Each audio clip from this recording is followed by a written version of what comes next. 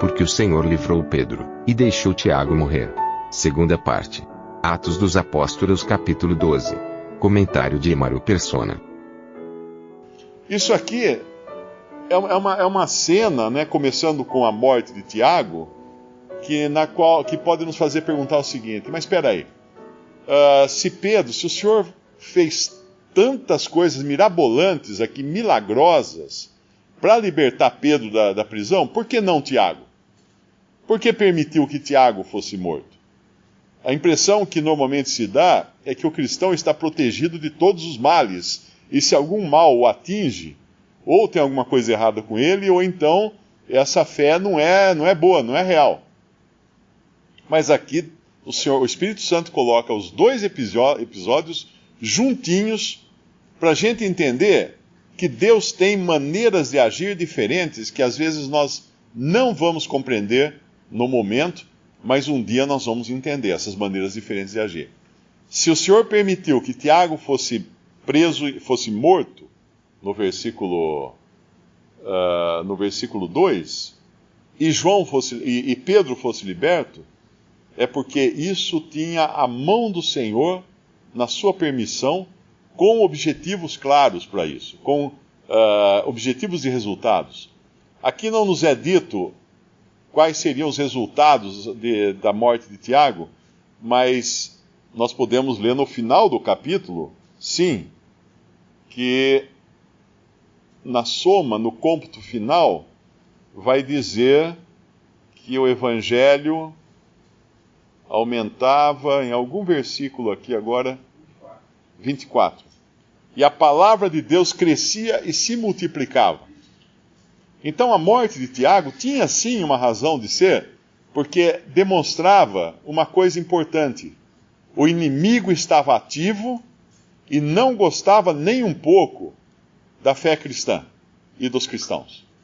Hoje eu li uma notícia que na República de Camarões, na África, é um país que faz divisa com a Nigéria, um tradutor da Bíblia foi degolado dentro de sua própria casa por militantes islâmicos radicais que invadiram sua casa e o degolaram. Agora, que interesse tem um soldado, mesmo que seja um militante radical, né, em matar um tradutor da Bíblia?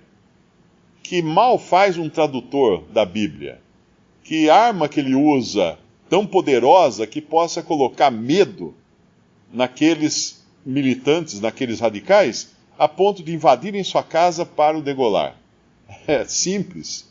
É porque ele está trabalhando com a verdade. E Satanás odeia quando a verdade é exposta. Ele estava traduzindo, o último trabalho dele era uma tradução para uma das línguas nativas ali da região. Existem muitas línguas, muitos idiomas, muitos diferentes povos, né? E cada povo tem uma língua. Então, ainda hoje a Bíblia é traduzida em muitas línguas, em várias regiões do mundo. A gente pensa que já está tudo traduzido, não está. Existem muitas línguas que ainda precisam receber a tradução do Evangelho e da Palavra de Deus. Então, essa morte de Tiago e também a prisão de Pedro nada mais eram do que motivos para os cristãos se animarem a ficarem firmes. Porque era Deus agindo e ao mesmo tempo Satanás se opondo. Nos dois episódios, Tiago e Pedro, nós vemos Satanás atacando e nós vemos Deus defendendo. Então existe uma guerra aqui, uma guerra espiritual. Então, eu copiei uma frase de um autor chamado Frederick Faber. Ele disse assim, mais ou menos assim: o mal que Deus abençoa vem para o nosso bem. E o bem que não é abençoado por Deus vem para o nosso mal. E todo bem, e tudo está muito bem, né? Ainda que pareça ser um grande mal, se for esta a boa vontade de Deus. Então aquilo que para nós pode parecer um mal, se tiver vindo com a aprovação de Deus, é bem para nós. Como foi no caso de Jó. Parecia um grande mal ele perder sua família, ele perder seus bens, ele perder sua saúde, mas era bem. porque vinha com o selo e a aprovação de Deus. E outras coisas que parecem ser muito bem, é mal, porque não são de acordo com a vontade de Deus. E nós vamos ver isso na própria cena da morte de Herodes, no final desse capítulo 12 de Atos, quando aquele que se acha o rei da cocada, né, aquele que acha agora, ele se veste, ele põe suas vestes lá no versículo 21, depois de fazer as pazes com seus inimigos, no versículo 20, versículo 21, e num dia designado, vestindo Herodes as vestes reais, estava assentado no tribunal e lhes dirigiu a palavra. E o povo exclamava, voz de Deus e não de homem. No mesmo instante, feriu-o o anjo do Senhor. Eu não sei aqui se no original é um anjo ou o anjo. Talvez até comparando com a versão de Darby, fala é um anjo também, é como no caso da libertação de Pedro. Ferindo um anjo do Senhor, porque não deu glória a Deus, e comido de bichos, expirou. Evidentemente, ele foi ferido ali, e nos dias subsequentes, ele foi comido de bichos, ou seja, ele morreu de dentro para fora. Bichos dentro dele começaram a se reproduzir e comê-lo de dentro para fora, numa morte muito horrível. Essa veste exterior dele, que ele coloca, segundo os historiadores, a veste real de Herodes, ela era feita toda com escamas de ouro. E ele, vestido naquela roupa de escamas de ouro, com o sol batendo nele, certamente devia ser uma visão que fazia todo mundo pensar que ele brilhava, né, diante do sol. Essa era a luz exterior, artificial de Herodes, que parecia bem ao povo. Mas a luz que aparece na cela de Pedro era uma luz sobrenatural, vinda de Deus, que tinha um resultado positivo agora, que era a libertação de Pedro. Então, uma coisa muito boa para a gente aprender nesse capítulo é que Deus age de diferentes maneiras, em diferentes circunstâncias, com diferentes filhos seus. Uns que parecem ser para mal, é para bem. Outros que poderiam talvez parecer que era para bem, às vezes nós achamos que é para bem e acaba sendo para mal. Então Deus mostra que Ele pode agir de diferentes maneiras, porque as ações de Deus nesse tempo presente, elas têm um peso eterno, as ações de Deus no tempo presente. Muitas que parecem para nós perda, são de ganho eternamente. Tem um versículo que nos fala disso, de eterno peso de glória, que as coisas que acontecem aqui, né, nesta vida. Então nós podemos dar graças a Deus por esses dois servos do Senhor que aparecem aqui em situações tão antagônicas, um sendo morto e outro sendo liberto, porque isso nos ajuda a entender como Deus age. Mateus capítulo 28, quando lemos a Bíblia, é interessante nós vemos que Deus não dá ponto sem nó, Ele não deixa nenhum fio solto. E Mateus 28 nos fala da ressurreição do Senhor e como foram tratados os guardas que estiveram presentes ali guardando o sepulcro, na realidade, supostamente para que os discípulos não roubassem o corpo e dissessem depois que o Senhor tinha ressuscitado. Capítulo 28 de Mateus, versículo 11. E quando iam, eis que alguns da guarda, chegando à cidade, anunciaram aos príncipes dos sacerdotes todas as coisas que haviam acontecido.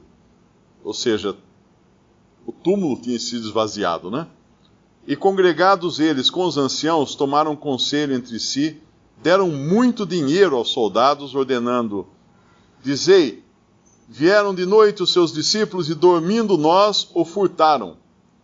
E se isso chegar a ser ouvido pelo governador, nós o persuadiremos e vos poremos em segurança. E eles, recebendo o dinheiro, fizeram como estavam instruídos. E foi divulgado esse dito entre os judeus até ao dia de hoje. Agora a gente volta lá para Atos, capítulo 12. E o que nós vamos encontrar lá? Guardas que foram designados para guardar Pedro, para não permitir que ele fugisse da prisão, e os guardas permitiram, ou seja, impossível não permitirem, não é? Eles não tinham poder para evitar isso, assim como não tiveram aqueles outros guardas poder para que o Senhor ressuscitasse. Embora eles não tenham visto o Senhor ressuscitado, só os salvos viram o Senhor ressuscitado. Mas os guardas realmente viram que alguma coisa aconteceu.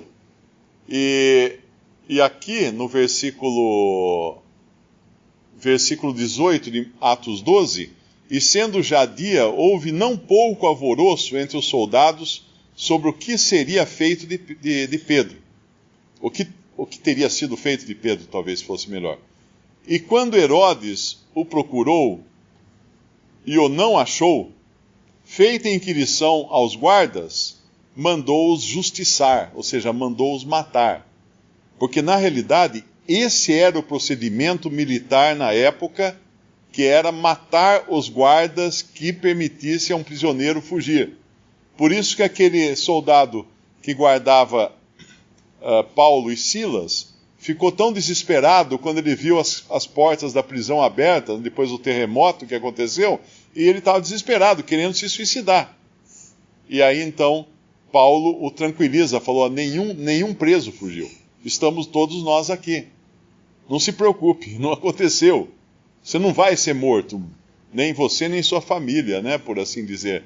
Então aqui mostra claramente que essa era a maneira correta de se tratar os guardas. Então lá, na ressurreição do Senhor Jesus, foi realmente dado suborno, porque eles queriam evitar que isso se transformasse numa verdade. E aqueles guardas receberam dinheiro, não foram mortos, o que já mostra que nem mesmo os sacerdotes estavam achando que foi mesmo um roubo, né? Talvez alguns tenham reconhecido que realmente alguma coisa grande aconteceu ali. Então aqui, a palavra de Deus, ela tem resposta para a palavra de Deus. Se nós perguntarmos lá, aqui em Atos, né? Por que esses guardas não receberam também dinheiro? Porque era a maneira correta de se proceder segundo a lei daquele tempo. Então o caso do Senhor Jesus foi um caso excepcional, como foi excepcional, claro, a sua ressurreição.